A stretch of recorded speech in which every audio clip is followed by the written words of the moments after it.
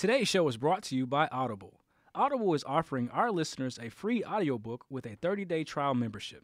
Just go to audibletrial.com/TMHP and browse the unmatched selection of audio programs. Download a title for free and start listening. It's that easy. Go to audibletrial.com/TMHP. What's up, y'all? It's your boy Dez, the producer of the Morning Huddle podcast, back at you with another awesome episode. Now, today, me and Eric chat about conflict resolutions in your relationship. And everybody who is anybody has some type of conflict in some kind of relationship. So you already know what you need to do. Sit back, relax, and listen up real good, because this is a show you don't want to miss. Good morning. It's time for your Morning Huddle, where we address how situations impact your mental health. In each episode, we take a deep dive into mental health issues by looking at ways to cope with mental illness and ways to break mental health stigmas. We talk about everything from emotional abuse to physical abuse and how to get help when you need it.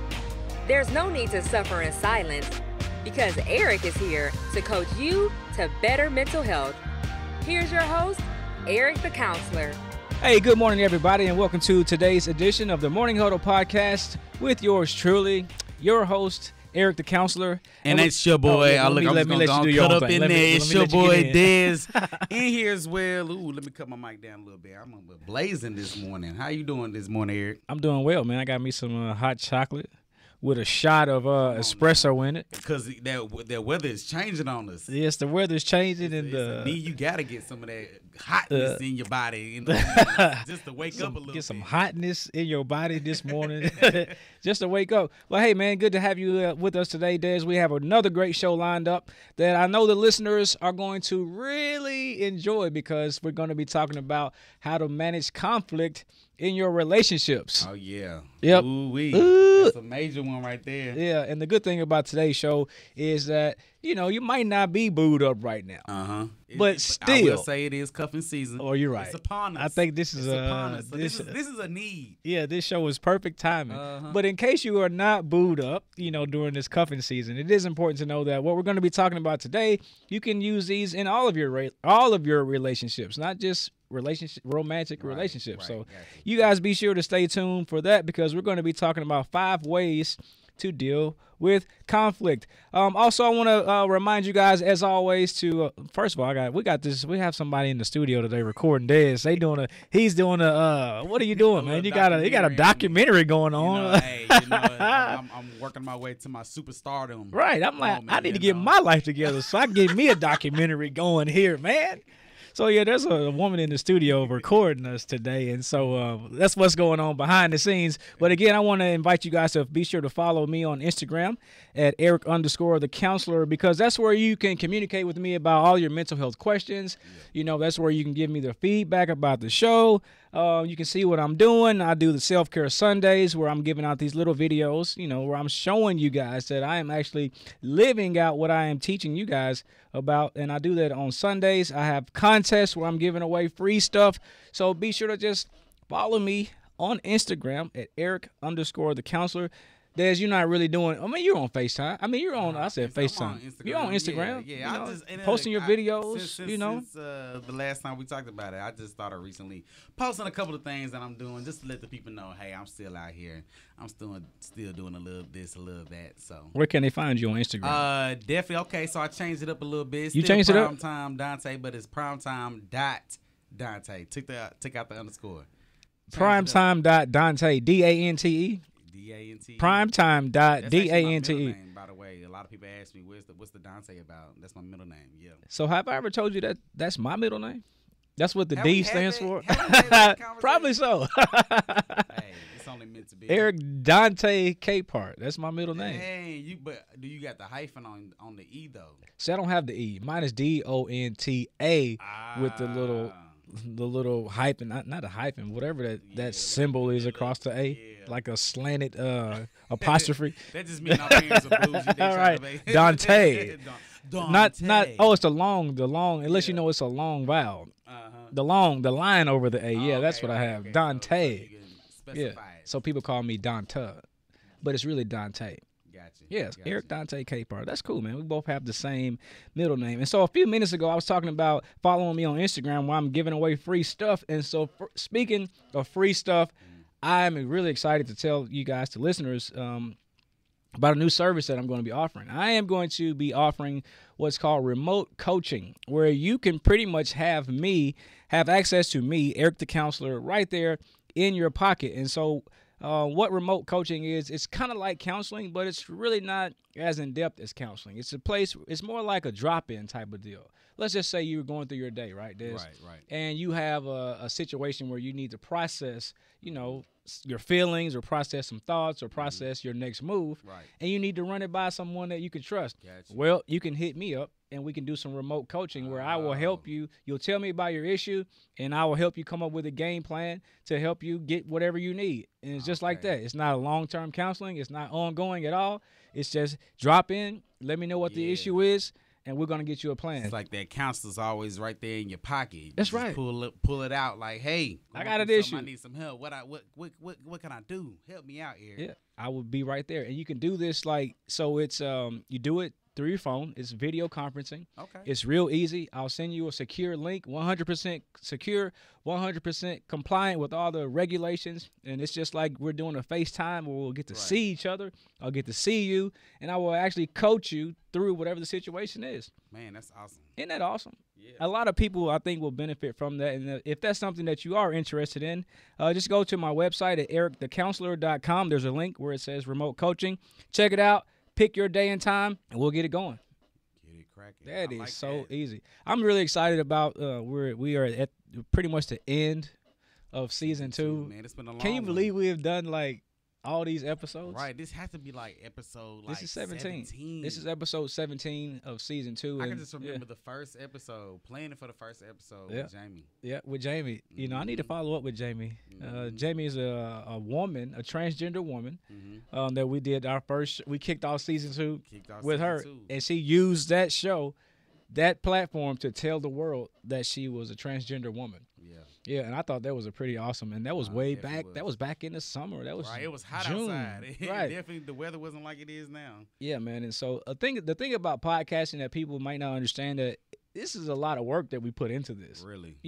Each one of these episodes is the episode that you're listening to, plus all the work that Dez puts into to make it sound good at the end. It's just not just we come in here, we talk, we just spit out stuff on the internet. No, this is a lot of work that goes into producing 17 shows, and this is for season 2. So total, we've done 26 episodes, and so we've established ourselves as a for real podcast. Because the goal is to get to 20. A true podcaster is trying to get to 20 shows, and most people give up way before they get to 20. Wow. And so we have done a great job keeping our show going. Our listeners are giving us feedback. I think you got some feedback that you can share. Let me pull it up real quick. Anytime you guys want to give us some feedback, you can send it to me on Instagram. That's where everybody sends me the feedback. Send it to Eric_the counselor, and we'll be sure to read it on the show. Oh yeah, definitely. Okay, so I got a really good one here. This is someone who said, just listen to the grieving process episode, and it was so moving to hear about your own story. This episode helped me so much as I'm working through grieving my marriage and getting through my divorce. Thank you so much for sharing all your light and love. Sending so much as well. All right. Okay, that's hard. I was going to say, right, you know what I'm saying? So people are really, relating to the things that we're saying and reaching out and expressing it. And we love to hear that, we're affecting the listeners. Because ultimately, again, that's why we are doing it. That's absolutely why we're doing this show. Right. For the listeners. So listen, let's get into today's topic, man. We're going to be talking about relationship conflict resolution. Now, we've all gone through some type of conflict in our lives, right? Right. It's just like a part of being a human. It's a part of the human experience to go through conflict with someone that you are in relationship with. And when I say relationship, we can look at it in different ways today. We can look at it as a romantic relationship. You can look at it as friendships. Those are relationships. Right. You can look at it as a working relationships with coworkers, maybe classmates, anybody that you have to come into connection with to work on a project or to anything that you have to do with another person you can consider that some type of relationship. And today we're going to give you 5 ways to manage some conflict when you have those situations. So, all right. So the first thing that we want to talk about today, the first thing that everyone needs to know is when you have a conflict with someone, right, the first thing you need to do is focus on the problem. Right. And not the person. Mm-hmm. Focus on the problem and not the person. And let's this is what this means. So when you are when your disagreement turns into personal insults, you know, you're yelling at each other, or you're using that tone that, you know, my wife always says it's the tone. You know, when you get to that point, the conversation is no longer productive. You have to be careful to focus on the problem without placing the blame on your partner. Now, if a disagreement becomes personal, you should just stop the conversation. So if it gets personal, it's time to just take a break. Get our thoughts together. I'm gonna go this way, you go that way. I'm thinking of an example, one that I'm willing to share. I'm sorry, a personal one? A person, and you can think of one too. Let me think. Let me think of one. There's so many things that I could say. I got my wife. My wife's always listening to the show. Like, Eric, you just saying it all. But hey, it's okay. You know, I was watching the Red Table Talks the other day. Oh yeah. And you saw that one with Jada and Will. Yeah, and we're gonna reference what he said. You know, you gotta have some go-to statements when you have some conflict. But I'm gonna think of a time where the problem. We forgot to focus on the problem, and there's a distinct thing in my distinct memory that comes out in my mind. Back in the time, not long ago, it was probably earlier this year. My wife was pregnant, and she said something to me that I felt was disrespectful. I felt it was disrespectful for her to say it to me. Yeah, and I was hot, of course. You know, ain't nobody. You know, no one likes to feel disrespected. Right. And so I'm getting upset, and I'm just not handling it well. And I didn't handle the situation well at all. But after I had a chance to step back from it, I started to realize I shouldn't be mad at her. I have to think about what actually happened. And so when I was able to stop and think about what actually happened instead of just being pissed off at her, that's when I was able to realize that I felt disrespected. And so it was no longer about her anymore. It was about how I felt. And I felt disrespected. And so that's me focusing on, now I can focus on the problem instead of saying, well, you did this and you should have never talked to me like this. And no, erase her out of it and focus on the problem. And so that's what we're talking about here. Focus on the problem and not the person. What do you got? You know, no, I was just going to mention how that reminds me of that one quote that our good friend Ron Johnson always mentions all the time. What is it? I want to make sure I'm saying it correctly. Ron is always, he got all kind of quotes. I think it's that one where it's like, get the facts, step back.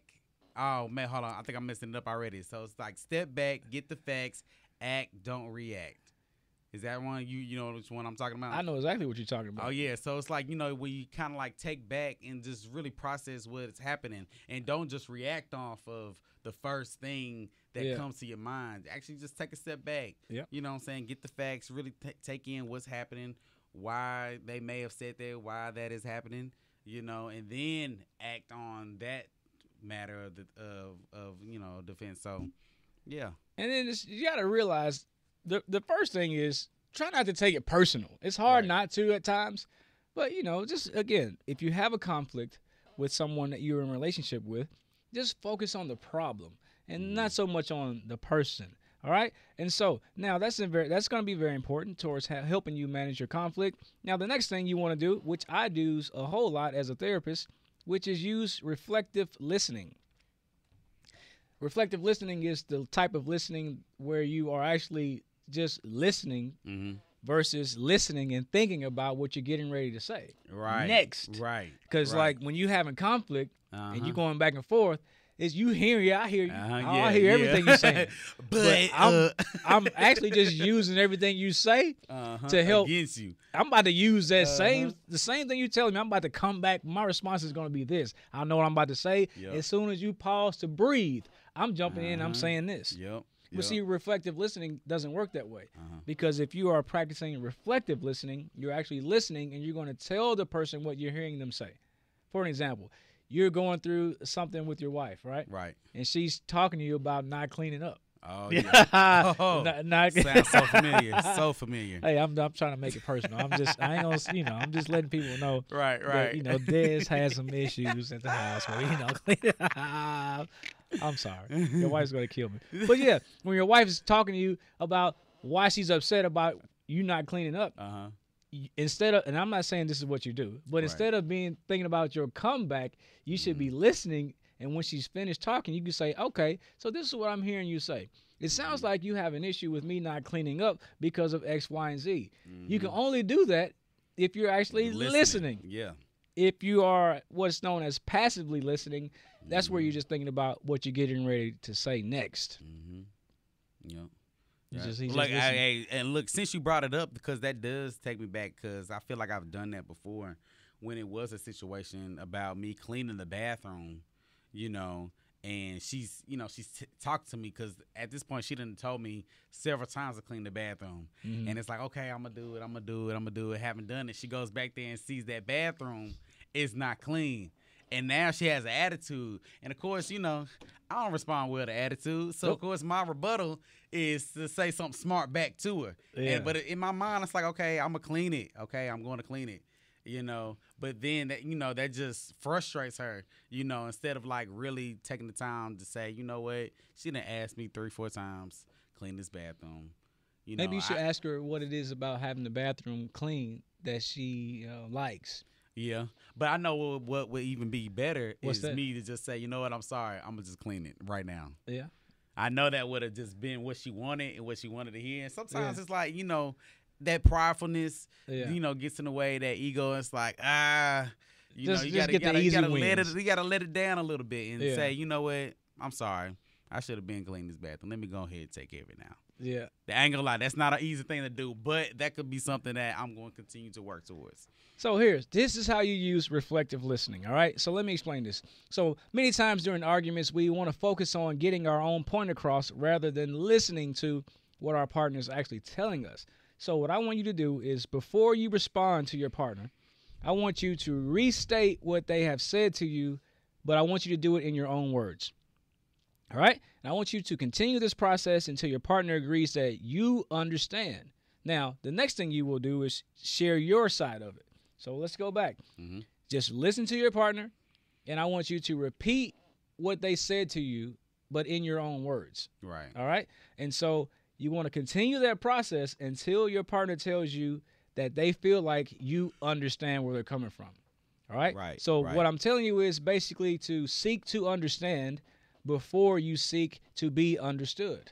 All right? So seek to understand what the person you're having conflict with. Help me understand what you mean. Yeah, and the way you do that is you restate to them, this is what I'm hearing you say. Right. And then they'll say, no, I'm not saying that. This is what I'm actually saying. So you keep going through that process until you guys can come to a place to where that person feels like you actually do understand the issue that I'm having. Right. All right? And now then you can start to share your side. That's where you should, your partner should reflect back to you what you're saying to them. Yes. All right? So this is what I'm hearing you say. I'm hearing you say this, that, or the third. All right? And then you can come to a place of understanding. And now when you use this reflective listening, it will help you both feel listened to, and you will also feel understood. And the good thing is you can get to that even if you disagree. One of the biggest things my wife used to tell me is, I just don't think you understand. And I would always say, well, I don't know. Is there something that I'm missing? I'm clearly hearing what you're saying. Right. I'm telling you what I'm thinking, what I'm hearing you say. Right. Help me understand. What is it that I'm missing? And so when you get to a place to where you can use that reflective listening, that's how you get to that place to understanding. Because really what happens in conflict, especially in relationships, the other person just wants to be heard. Right. It really is. Yeah. They want to be heard. They want to be validated. They don't necessarily want to be argumentative, unless it's you. When you, like you said, you don't like to, I don't like nobody telling me nothing. So I'm just coming back with a smart response off the rip. But if you're not like Dez, you probably just want to be heard and understood. And so that's a really good way to do that, by using reflective listening.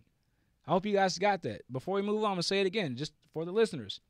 What you want to do, when you find yourself in an argument, I want you to practice restating what your partner is telling you in your own words. Just tell them this is what I'm hearing you say. And do not move on until the both of you get to a place to where you both feel understood. So only one person can be understood at a time, though. Usually what happens is both people are trying to be understood at the same time. Nope. Wait your turn. Yeah. Maybe you could even say that. You can start it off like, hey, I'll let you talk. Right. You going to let me talk? We got an argument going on right here. So first, let me understand you. Now, the key to this is you have to be the hero. You have to be the one to say, all right, let me understand. I'm going to hold what I got to say. Yeah. Because I want to understand my partner. So once I get an understanding of his or her point of view, then I'll share mine. And then even if we don't agree, we both feel like we've been listened to and understood. So the first two things you need to do in relationship conflict resolution is to, number one, focus on the problem and not the person. And number two, use reflective listening. Now, number three, this is a little thing that we call I statements. And I want you to use I statements. Now, here's what this looks like. When you are sharing a concern, like how you feel about a situation, you want to begin your sentence with I, the letter I, all right? Gotcha. For example, I feel hurt when you don't tell me you love me at night before we go to bed. I feel hurt when you don't tell me you love me before we go to bed. Now, with that sentence and the format where you say I first, you're pretty much taking responsibility for your own emotion rather than blaming how you feel on somebody else. Oh. Instead, so it's like, I feel hurt when you don't tell me you love me. Right. Versus, you hurt my feelings because you didn't tell me that you love me before we went to bed. Yeah. You see a difference? You see the difference? Because like you already mentioned, you putting it back on yourself and you're not blaming somebody else of, your own emotions. You accept the responsibility for how you feel. Exactly. As a therapist, I teach people how to do that so much. Like, nobody can make you feel any kind of way. Right. And people look at me like, wait a minute. All my life I was told that, oh, you made me feel sad because you talked about me, or you said I had a big nose or a big forehead or whatever, and you made me feel this kind of way. Well, that's what we've been conditioned to think. Right. Now, Desmond, I'll just assume that if you could make your wife feel any kind of way, it would probably be the feeling of loved all the time, right? All the time. That's what you would do. You would always make her feel loved. Everything that you do would be towards, if you knew you could control that, you would do that. But the sad part is you can't do that. Yeah. You cannot control how another person feels. People, you can do things to trigger a certain emotional response, but you can't choose for them. There's a movie called Inside Out. It's a kid movie. It's a Pixar movie. Oh, that's my movie right there. I love that movie. You got joy, you got sadness, Yep. So you cannot choose for a person. That person has all those, and they choose for themselves how to feel, which one they're going to, express in the moment. And so we got to get out of this understanding or this belief that you can make another person feel any kind of way. Right. And so when you're having conflict with somebody, are you ever taking notes? You should be taking notes. No. You on the show. Yeah, we might not be able to hear you that well. You said the I instead of you make me feel like I'm literally scrolling through messages trying to see if I said I versus you. So she's sitting here going through her messages, making sure let me see how I'm handling my conflict. But it makes sense. Like, we have to own how we feel. And so when you are sharing a concern in an argument, instead of saying, well, you did this and you made me feel this kind of way, and just say, I feel like you disrespected me because you were yelling at me. Yeah. And then that lets the person that you're talking to understand that, okay, they're not blaming me for something. Right. So now you don't have to be defensive. Exactly. Because if I say you made me feel this way, you're going to be instantly defensive. Like, I ain't did nothing. Right. I ain't did nothing to you. Ain't nobody tell you no. No, you did this to yourself. Like, it's just going to go on and on and on. So you want to start off with, I feel like you disrespected me when you yelled at me. Or I feel like it hurts my feelings when you don't tell me you love me before we go to bed. So that's again, if you say you made me feel this way, you're only putting that person on defense. Yeah. That's it. That's real simple. So listeners, practice that. I want you to practice telling your partner or even whoever you work with or whoever you want to use these conflict resolution skills with. You want to start off with telling them how you feel using an I statement. I feel hurt when you don't tell me you love me at night before we go to bed. Yep. Try that, and I guarantee you put the emotions back on yourself. Yeah, and it kind of de-escalates the situation. Yeah, because I don't like to be blamed for nothing. The things that I can't stand the most is being name calling and being blamed for something that I did not do. I'm like, it just. You was one of them kids that didn't like to get snitched on. Who snitched no, you? Man, no one wants to get snitched on. Not at all. Yeah. So use I statements, okay? So those are three. The three things you need to know about relationship conflict resolution is to focus on the problem, not the person. Use reflective listening. Use I statements and know. Oh, that's the three. The next one is the fourth one is I like this one. I use this one when I'm teaching anger management. It's know when to take a timeout. Sometimes somebody's got to be the hero in the situation. Oh yeah.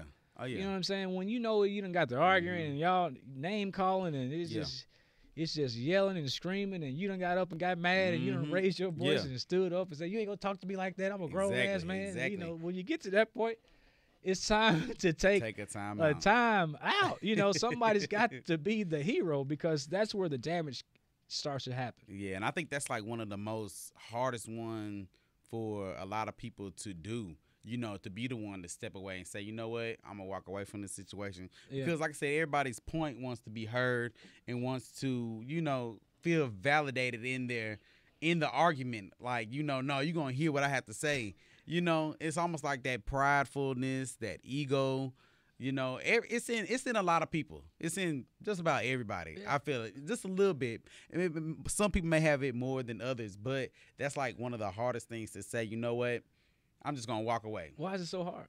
Why do you think it's so hard? Like I just mentioned, because people want to, that ego. Yeah. People want to have their point brought out and want you to understand that you made me feel again. You made me feel this certain type of way, you know, and I want you to understand, you know, and so I think that's like the biggest. Yeah, it doesn't work. It like the blame game really doesn't work at all in conflict resolution. Yeah. And it might work if you had a third party, someone there trying to mediate the situation. So you're playing like a referee where if you were to say, well, you made me feel this way, it would somewhat be acceptable if you have a referee. But a good referee will tell you to use I statements instead of saying you made me do this or anything. Right. So, you know, when you're using this particular strategy in conflict resolution, which is knowing when to take a time out, it's important to be aware of the fact that when you become argumentative with your partner, calling each other names or being aggressive in any kind of way, that's when it's time to take a timeout, right? Now, here's a way to use a timeout. And as I explained this in the anger management that we do, you have to already have a plan in place before you need to take the timeout.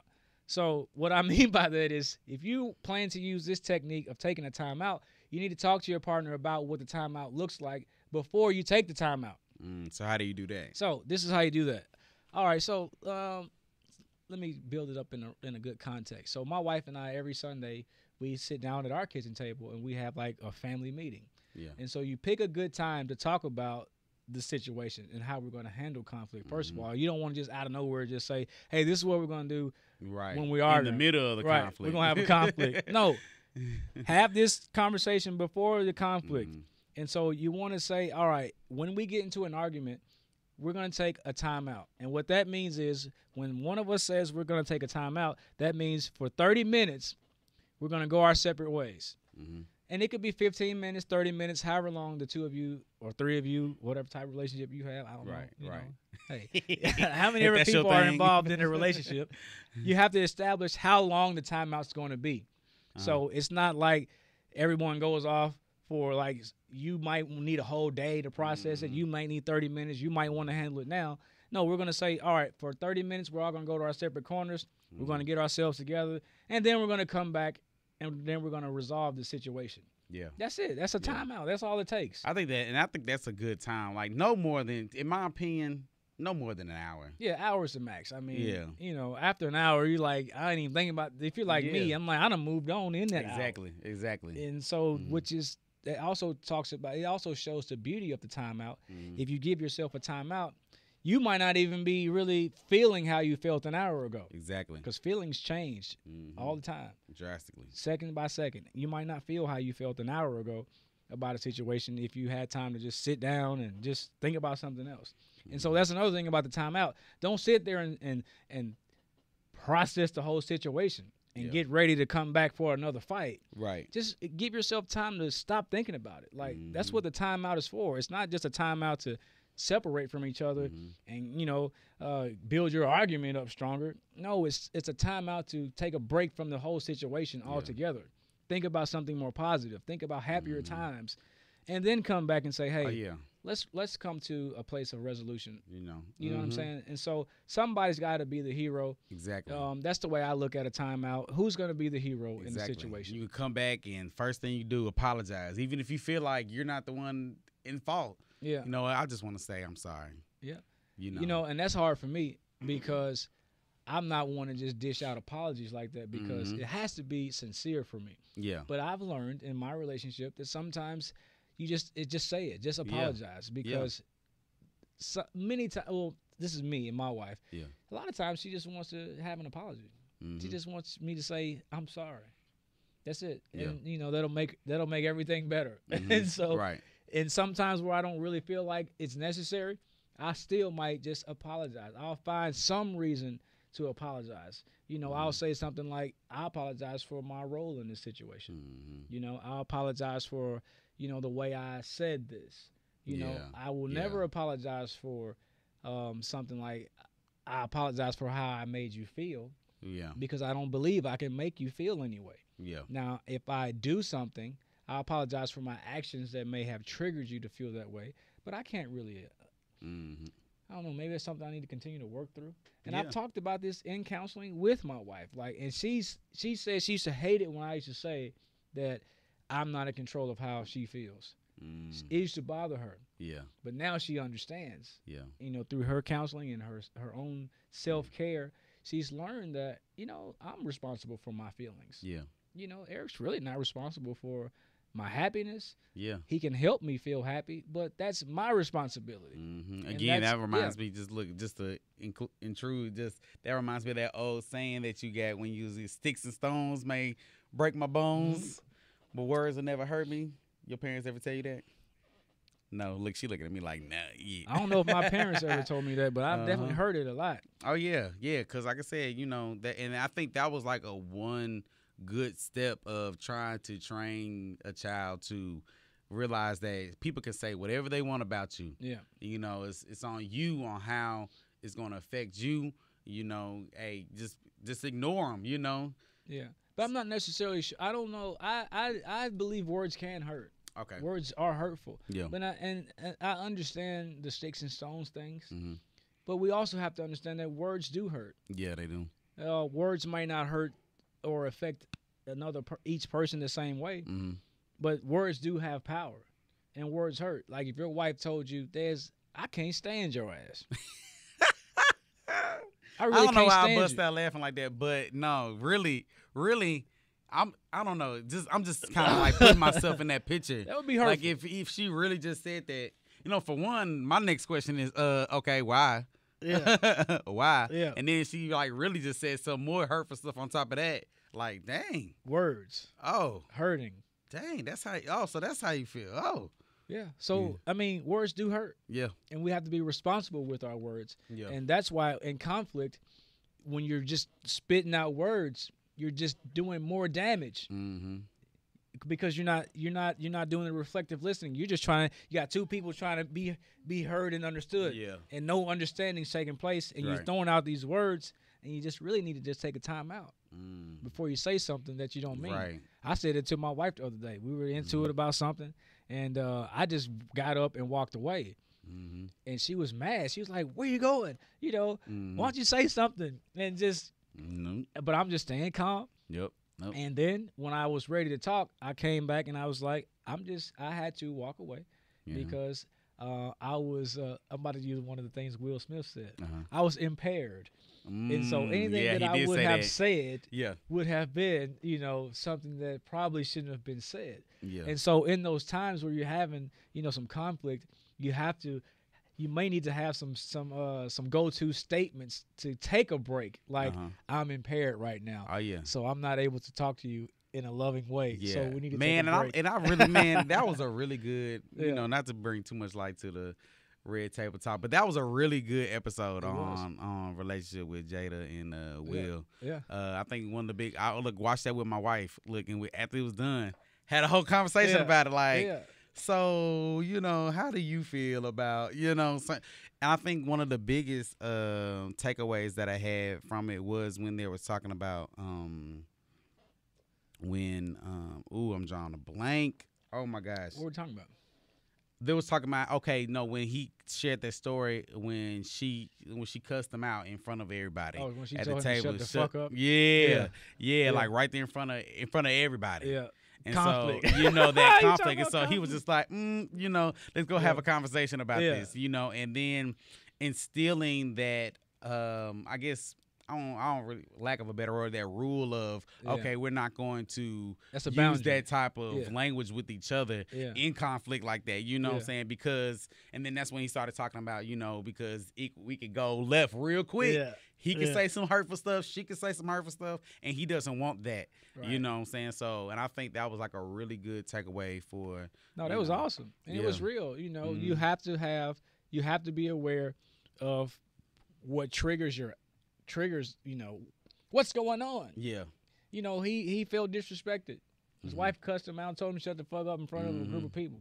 Man. And he had to set those boundaries. Had a son sitting right there. Yeah. Like, what? what? You talking about conflict. What? But, you know, so that's what we're talking about here. You know, somebody has to be a hero, and someone has to say, let's take a time out. Yeah. And if you need a go-to statement, here's one. You can say, hey, I'm impaired right now.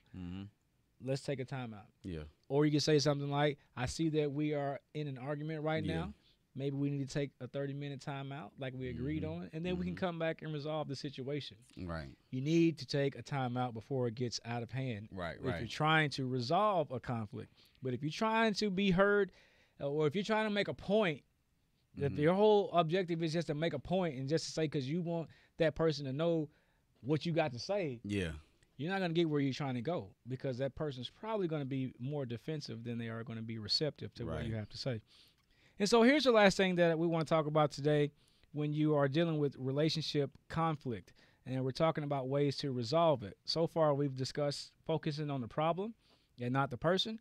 We've discussed reflective listening, where you restate what your partner has said to you, but restate it in your own words. We talked about using I statements. You know, I feel hurt when you don't tell me you love me before we go to bed at night, instead of you made me feel hurt when you didn't tell me you loved me. So using I statements. We just talked about knowing when to take a time out. When you become argumentative and you're calling each other names, it's getting aggressive, that's usually a good time to take a time out. And lastly, we want to talk about what this whole thing is about.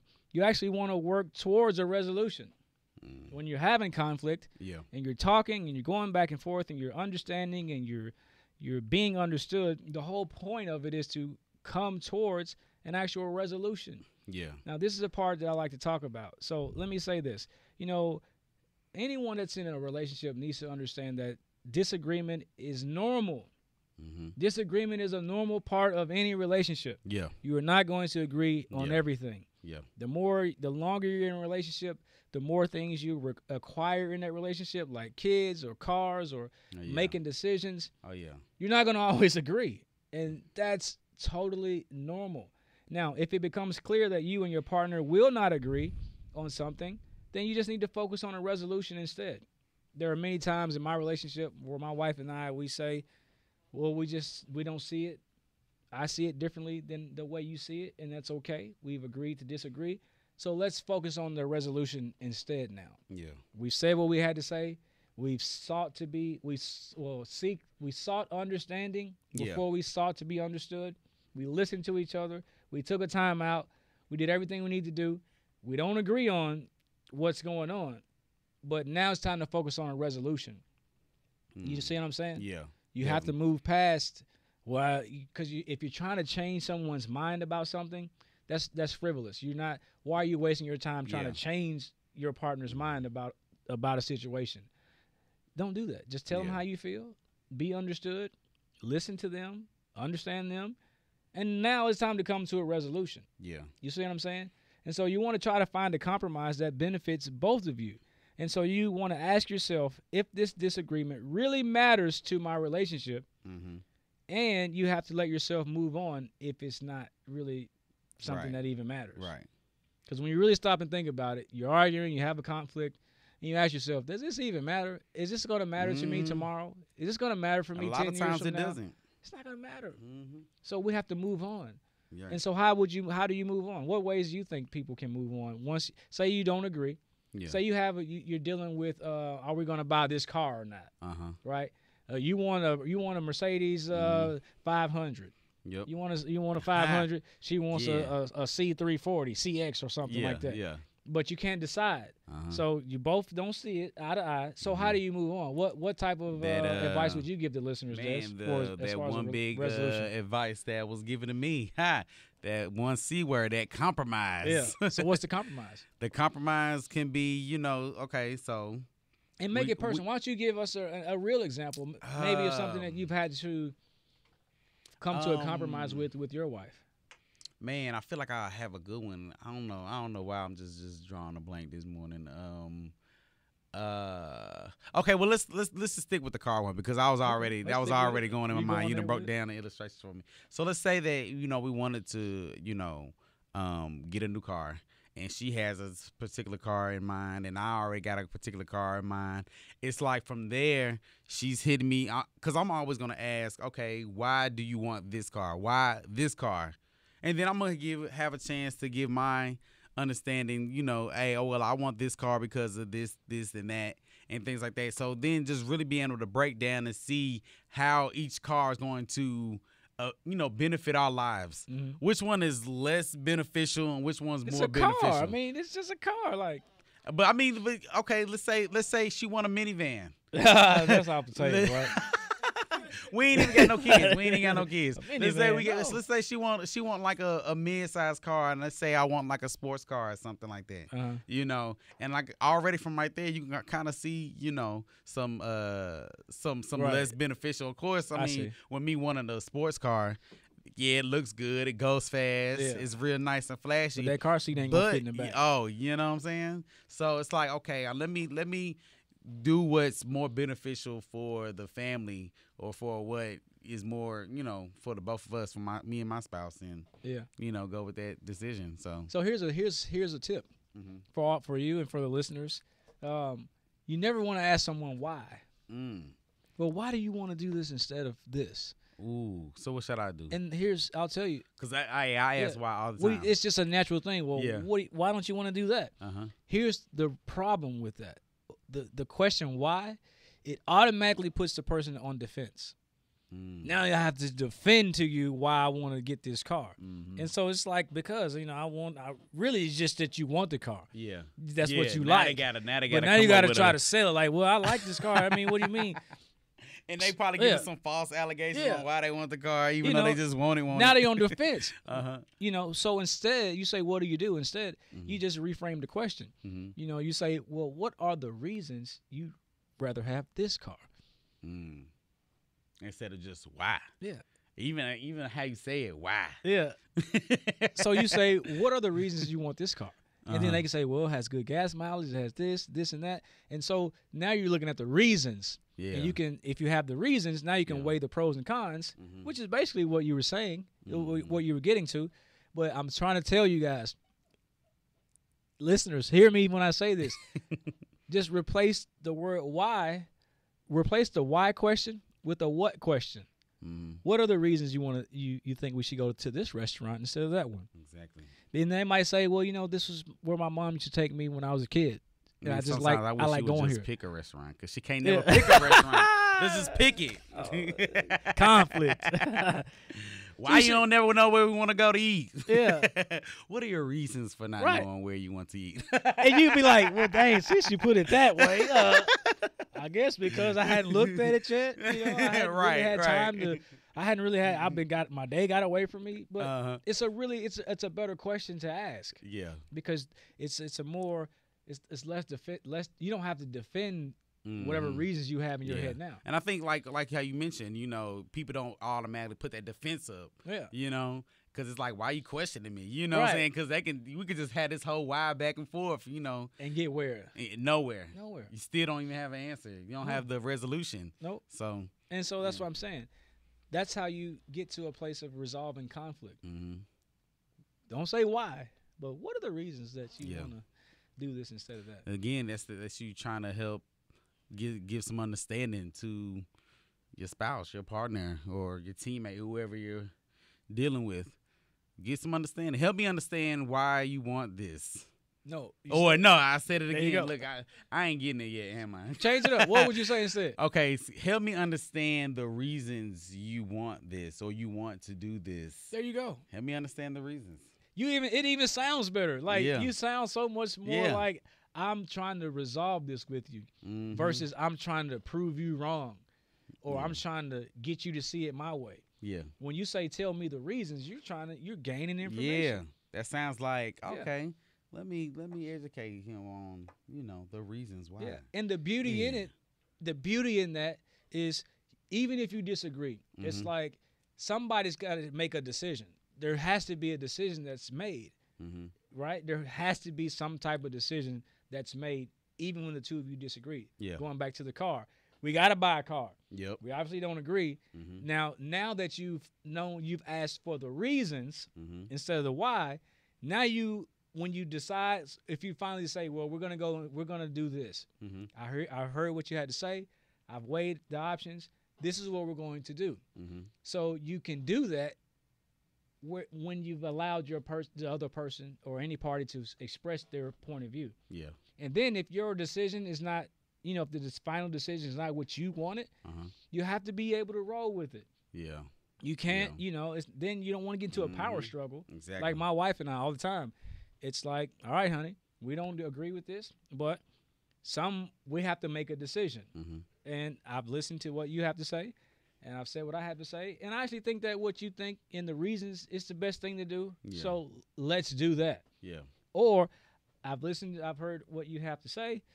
I don't see it that way. I respect your input, but I think this is the better decision for us right now. Yeah. Let's do this. And she has to say, I understand.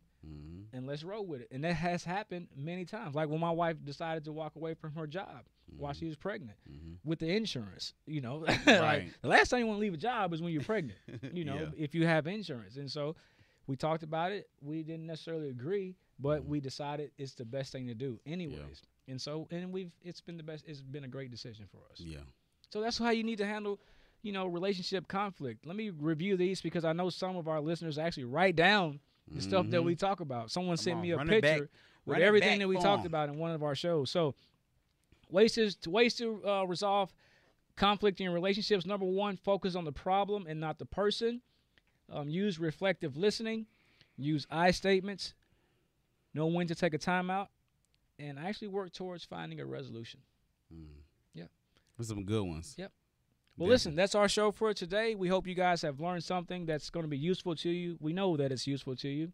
If you have any feedback that you'd like to give us, as always, you can send it to me at Eric_the_counselor on Instagram, and I'll be sure to share it with the rest of the listeners. We really do appreciate our listeners, Dez. Oh yeah, they're great. They've been awesome so far. I want to give a big shout out to Antoinette, somebody that I work with. She sent me a message the other day. She wrote down our topic on fear. Yeah. Wrote down our topics of fear and broke down what fear is. Oh, the acronym. Yeah, broke it down, wrote it on a poster, put it in the office, False and told her whole office to check out the podcast. Yeah. So I want to give a big shout out to her and so let her know we appreciate it. Yeah. Also, if you are if you love books, we do have the promo where you can go to Audible. If you go to audibletrial.com/TMHP, you can get a free subscription to Audible. And I'm just going to share, just today, I actually downloaded another book on I got Dare to Lead by Brene Brown. Brene Brown is a professor, I think, at the University of Houston. And it's just a good book on leadership that I'm going to be reading with some of my fellow leaders here in Nashville. So I just went right on there. I used one of my credits that you get every month that you have Audible. You get a free credit every month. And so you get a free book every single month just by signing up and subscribing.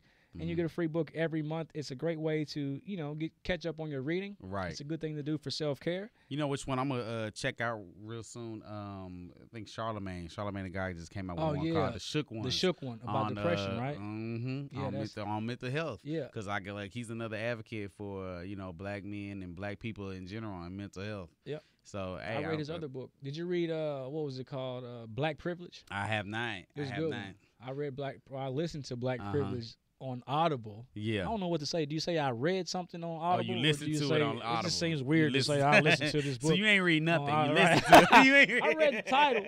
I read the description of the book, but he read it to me. But yeah, Charlemagne the God is a great advocate, for mental health. Yeah. Which is what I am. I am truly an advocate for mental health, especially for men of color, black men. We all in the fight together, trying to bring more awareness to everybody about mental health and the importance of taking care of yourself mentally. Yeah.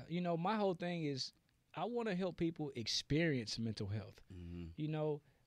That's what I'm all about. So when I'm going around and I'm doing my speaking engagements and I'm doing my workshops and everything that I'm doing, I'm bringing an experience to the table. Yeah. Because the stigma is that we don't do mental health. Yeah. We don't talk about it. We don't do it. Well, we're breaking the stigma by every time a school or every time a corporation or wherever I'm speaking, when they bring me in, I am intentional about bringing an experience where you can actually experience the benefits of mental health right there where you're sitting. It's not just me talking, but you're actually experiencing mental health. So it'll be something that will stick with you. And I love to come to wherever you are to bring this mental health experience. So just go to the website, ericthecounselor.com. You can book me to come out, and I'll be more than happy to come out and bring this mental health experience to where you are. You won't regret it. If you pay us enough, I'll bring Dez with me, too. More than likely, Dez will be with us anyway. All right. Anyways, I'm going to pop up on you anytime. All right, folks, listen, that's going to be our time for today. We hope you've enjoyed the show. As always, you can always text us at 31996. Text the letters TMHP, and you will be subscribed to the show. We'll send the show directly to your phone. Every Monday morning at 6 a.m., just again, text 31996 TMHP, and you will be locked in. That's it. All right, make it a great day, folks. Thanks for listening to the Morning Huddle Podcast. For more information about this episode, please visit www.themorninghuddlepodcast.com. You can also follow us on Instagram at Eric_the_counselor. All information set forth in the Morning Huddle Podcast and on themorninghuddlepodcast.com is not professional mental health care or medical care. Information expressed is provided for educational and informational purposes only, without any express or implied warranty of any kind.